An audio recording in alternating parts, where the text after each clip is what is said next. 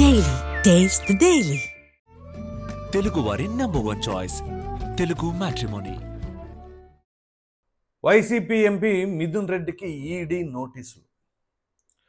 ఇక వివరాల్లోకి వెళ్ళినట్లయితే ఈ మద్యం కుంభకోణం, ఈ కుంభకోణానికి సంబంధించిన ఎపిసోడ్ ఎంత దూరం వెళ్ళింది అంటే అప్పుడెప్పుడో సిట్టు విచారణ చేస్తున్న సమయంలో ఈడీ కూడా ఎంటర్ అయింది అని చెప్పేసి మనం కూడా వీడియో చేసాం దానిపైన. సో దాని తర్వాత ఈడీ ఏమైపోయిందా ఏంటా, అలా వచ్చి ఇలా వెళ్ళిపోయారు, మాకేం పట్టదన్నట్టు ఉన్నారా అని చెప్పేసి చాలా మందిలో చర్చ జరిగింది. సో తీరా కట్ చేస్తే లేదు లేదు ఖచ్చితంగా దాని గురించి ఉంటుంది అని చెప్పేసి అన్నట్టు తరహాలోనే మొన్న మధ్య విజయసాయిరెడ్డి కూడా నోటీసులు జారీ చేసింది ఈడీ. తాజాగా ఎంపీ మిథున్ రెడ్డికి కూడా నోటీసులు జారీ చేయడం జరిగింది. ఈ నేపథ్యంలోనే 23న విచారణకి హాజరుగామని చెప్పేసి కోరటం జరిగింది ఆ నోటీసుల్లో. సో ఈ నేపథ్యంలోనే ఇక్కడ చాలా ఆసక్తికరమైన విషయాలు ఉంటాయి.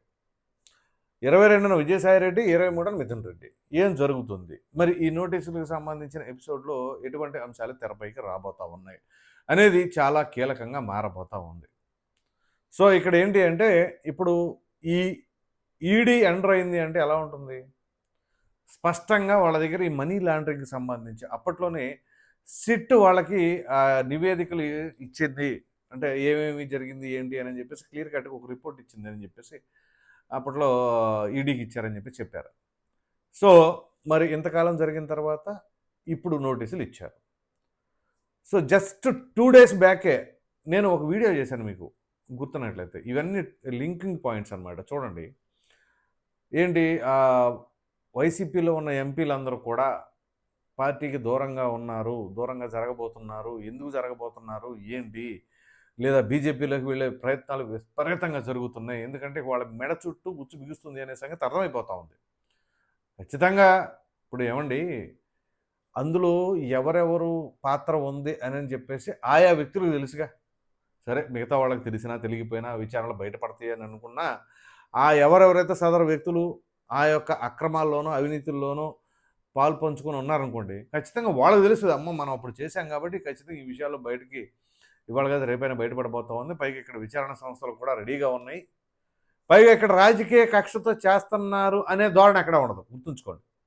ఎందుకంటే ఈ స్టేట్కి సంబంధించిన ఎపిసోడ్ కాదు, ఈడీ ఎన్ఫోర్స్మెంట్ డైరెక్టరేట్ అది.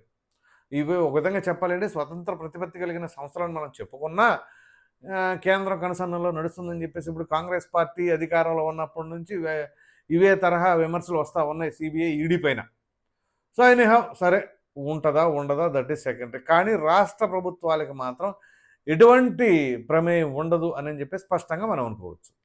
కాబట్టి ఇక్కడ ఏదైనా జరిగితే ఈ విషయం పైన కేంద్రం పరిధిలో ఉంటాయి. సో వైసీపీ వాళ్ళు కేంద్రంతో ఏ విధంగా సంబంధాలు ఉన్నాయంటే సాఫ్ట్గానే ఉన్నారు. వాళ్ళు ఇప్పుడు కూడా అటాకింగ్ మోడ్లో ఎప్పుడూ వెళ్ళలేదు, వాళ్ళు వెళ్ళరు కూడా, వాళ్ళకి తెలుసు కాబట్టి. సో ఈ నేపథ్యంలో కేంద్రంలో ఉన్న పెద్దలు ఒకవేళ నిజంగా వాళ్ళ ప్రభావం కనుక ఆయా సంస్థల పైన ఉన్నట్లయితే, సో వైసీపీ పట్ల కానీ లేదా వైసీపీలో ఉన్న నాయకుల పట్ల కానీ కొంచెం మెతక ధోరణితోనే ఉంటున్నారు అనే దానికి ప్రత్యక్ష తార్కాణం ఏంటి అంటే జగన్మోహన్ రెడ్డి పైన ఉన్న సిబిఐ ఈడీ కేసులు. సో ఎక్కడా కూడా అంత యాక్టివ్ అయినట్లుగా వీళ్ళు ఎప్పుడు చేయలే. అయితే ఇప్పుడు ఆలాపే సడన్గా ఏంటి, ఏ సంస్థకి ఏ ప్రభుత్వాలు ఇది చేయవు, ఇన్ఫ్లుయెన్స్ చేయవు, కాబట్టి చట్ట పరిధిలోని అంశాలు వాళ్ళ ఎలా ఉంటే అలా నడుస్తుంది వాళ్ళ రూల్స్ ప్రకారంగా అనే తరహాలోనే ఇప్పుడు నోటీసులు జారీ అయ్యాయి. మరి అయిన క్రమంలో ఇప్పుడు ఏం జరగబోతుంది, ఇప్పుడు వీళ్ళు రేపు విచారణకు హాజరైతే ఎటువంటి అంశాలు లేవనెత్తబోతూ ఉన్నారు. దీనికంటే ముందుగానే 23న ఒకరు 22న ఒకరు వెళ్ళాలి కాబట్టి వీళ్ళిద్దరే ఒకసారి ముందు చర్చ చేసుకుంటారా ఫోన్లోనో, లేకపోతే మళ్ళీ ఫోన్లో అంటే వాళ్ళన్నీ గూగుల్ టేక్అవుట్లు కాల్ డేటాలు అన్నీ తీస్తున్నారు కాబట్టి సరే పలానా చోట కలుద్దాం అని చెప్పేసి ఏదో రకంగా కమ్యూనికేట్ చేసుకొని కలిసి మరి ఏం చెప్పాలి ఏంటి, మరి నేను ఒక రోజు ఉంటాను, మీరు ఒక రోజు ఉంటారు, మరి ఇద్దరికి సంబంధించి వాళ్ళు ఏం అడుగుతారు సెకండరీ, వీళ్ళు ఊహించుకోవాలిగా, ఊహించుకొని ఏమైనా చర్చించుకుంటారా, లేదు ఎవరి దారి వాళ్ళదే, మనమేం తప్పు చేయలేదని అనుకుంటే బ్రహ్మాండంగా వెళ్ళిపోతూ ఉంటారు. సో ఇప్పుడు తప్పు చేశారా చేయలేదా అనేది తర్వాత జరుగుతుంది. ఆ దర్యాప్తు నేపథ్యంలో వాళ్ళు అడిగిన ప్రశ్నలకి వీళ్ళు చెప్పిన సమాధానాలకి వాళ్ళు కన్విన్స్ అయితే ఫైన్ అండ్ గుడ్. ఒకవేళ కన్విన్స్ కాలేదనుకోండి ఓకే దొరికిపోతారు. సో ఇక్కడ ఇది ఇంతటితోనే ఆగుతుందా, ఇది ఎంత దూరం వెళుతుంది, ఇది కదా ప్రశ్న. అంటే ఎప్పటి నుంచో చాలామంది చెబుతున్నది ఏంటి అంటే అన్నీ ఆ గేటు దాకా వెళ్ళి ఆగిపోయినాయి. ఎప్పుడు గేటు తీసేసి లోపలికి వెళ్తారో తెలియదు అనే తరహాలో అది మద్యం కుంభకోణమా, ఇసుక, మైన్సా, ఇతరత్ర ఇంకేమైనా ఉన్నాయా, ఈ మనీ లాండరింగ్కి సంబంధించిన ఇష్యూసా? ఇప్పుడు ప్రధానంగా ఇక్కడ ఈ మద్యం కుంభకోణానికి సంబంధించిన వ్యవహారంలోనే ఆ ముడుపులు కావచ్చు, కల్తీ అంటారా, దాని తర్వాత చూస్తారు. సో ఆ ముడుపుల వ్యవహారం అనేది ఇప్పుడు ఖచ్చితంగా బయటపడబోతుంది అని చెప్పేసి అనుకుంటున్నారు. ఇప్పుడు ఇది వేగం పెరిగితే ఇప్పుడు సాధారణంగా మనం అంతకుముందు విజయసాయి రెడ్డికి సంబంధించిన ఎపిసోడ్లో కూడా మాట్లాడుకున్నాం. ఈడీ కేసులు అంటే అంత తేలిగ్గా ఉండదు. ఏమాత్రం ఒకసారి తగులుకున్నారంటే ఇప్పుడు మామూలుగా జిడ్డులో ఆమదం ఉంటుంది చూసారా, అంత దారుణంగా వదిలించుకోలేమన్నమాట. అంత పరిస్థితి ఉంటుంది. ఎందుకంటే వాళ్ళు ప్రతి ఒక్కటి అంత సాదాసీదాగా ఉండవు. క్షుణ్ణంగా పరిశీలించి ఆ మనీ లాండరింగ్, మనీ రూటింగ్ ఎక్కడి నుంచి ఎక్కడికి, ఎవరెవరి ద్వారా ఎంతెంత చేశారు, ఆ లావాదేవీలు ఎలా జరిగినాయి, దాని పుట్టుపూర్వోత్తరాలు ఎక్కడి నుంచి ఎక్కడి దాకా కొనసాగినాయి, మొత్తం తీస్తారు వాళ్ళు ఆ ఇన్ఫర్మేషను. సో ఇప్పుడు వాళ్ళ పరిస్థితి ఎట్లాగుంది అంటే ఊపిరి సలపనివ్వరు, ఆ పరిస్థితిలో ఉన్నారు. సో ఇప్పుడు ఎన్ని కేసులను చూసుకుంటారు, ఒకటా రెండా, ప్రతి దాంట్లో ఉన్నారు. ఒక దాంట్లో కాదు, ఒక దాంట్లో కాదు, అన్నిట్లో ఆరోపణలు ఉన్నాయి. ఈ ఆరోపణల నేపథ్యంలోనే అది ఎంత దూరం వెళ్ళబోతా ఉంది, ఎవరి దాకా వెళ్ళబోతా ఉంది. ఇప్పుడు ఈడీ నోటీసులు విజయసాయి రెడ్డికి, మిథున్ రెడ్డికి ఎందుకు ఇచ్చారు, మరి మిగతా వారికి ఎందుకు ఇవ్వాలా?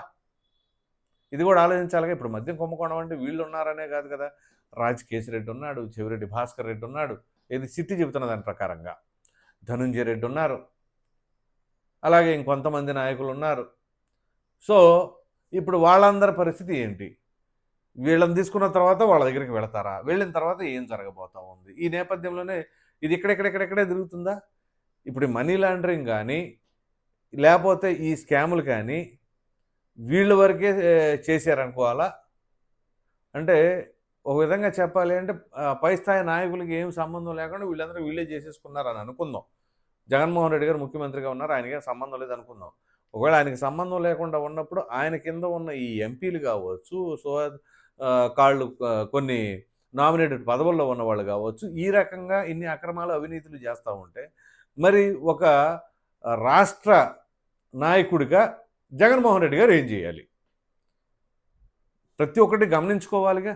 అది గమనించుకోకపోవడం కూడా, ఒకవేళ ఆయన ప్రమేయం లేదు అని అనుకున్నా, మిథున్ రెడ్డి వాళ్ళు, విజయసాయి రెడ్డి లాంటి వాళ్ళు, ధనంజయ రెడ్డి లాంటి వాళ్ళు, రాజకీయ రెడ్డి లాంటి వాళ్ళు చేశారనుకున్నాం. ఆయన ఇన్వాల్వ్మెంట్ లేకుండా, ఆయన నోటీస్లో లేకుండానే వీళ్ళు చేశారని అనుకుంటే మరి జగన్మోహన్ రెడ్డి గారు ఏం చేస్తున్నట్లు? అప్పుడు అధికారం చేపడటం, ప్రభుత్వాన్ని నడిపించడం అంటే ఆషామాషి వ్యవహారం అని అనుకోవాలా? అంత ఆషామాషి కాదే.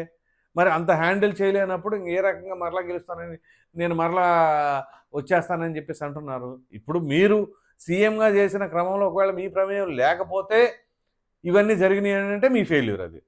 లేదు మీకు తెలిసే చేశారు అని అంటే మీ తప్పు అది. ఒకటి ఫెయిల్యూర్ అన్న అయి ఉండాలి, రెండు తప్పు అన్న అయి ఉండాలి. సో ఈ రెండిట్లో ఏది మీరు ఆపాదించుకున్నా కానీ మరి మరలా నేను అధికారంలోకి వస్తానంటే ఏం చేద్దామని? సో ఇలా అనేక రకాలైన ప్రశ్నలు సంధిస్తారు. సో ఈ నేపథ్యంలోనే ఇప్పుడు మిథున్ రెడ్డి ఎపిసోడ్ వచ్చేసరికి మరి ఏం జరగబోతా ఉంది? ఆల్రెడీ బెయిల్ పైన ఉన్నారు. ఇప్పుడు ఈడీ విచారణ జరిగిన తర్వాత మరి ఏం జరగబోతూ ఉంటుంది? మరి ఇప్పుడు పెద్దిరెడ్డి రామచంద్రారెడ్డి గారి పరిస్థితి ఏంటి? గతంలో ఆయన రాజమండ్రి సెంట్రల్ జైల్లో మిథున్ రెడ్డి ఉన్నప్పుడు ఆయన అక్కడ ఎదురుగానే అపార్ట్మెంట్లో ఫ్లాట్ తీసుకున్నారట అప్పుడు. సో మరి ఇప్పుడు ఏం జరగబోతా ఉంది? అందు గురించి కేంద్రంలోని పెద్దలతో ఏమైనా మంత్రాలు జరిపి ఆ పార్టీలకు మారిపోతాం, ఈ పార్టీలో ఉండవని చెప్పేసి అనే ప్రయత్నం. అది ఒకవేళ అలా జరిగితే చాలామంది పలు సందర్భాల్లో మాట్లాడిన విధానం ఏంటి అంటే, బీజేపీలో జాయిన్ అయిపోతే వాళ్ళందరూ కూడా పుణ్యవంతులు అయిపోతారంట, ఇక స్వచ్ఛీలు అయిపోతారట, ఇక ఏ పాపం ఎరగని వాళ్ళు అయిపోతారంట. ఆ రకంగా ఏమైనా సరే అవుతుందా, లేకపోతే ఏం జరుగుతుంది అనే మీ అభిప్రాయాన్ని అయితే కామెంట్ సెక్షన్లో తప్పకుండా తెలియచేయండి. Thank you.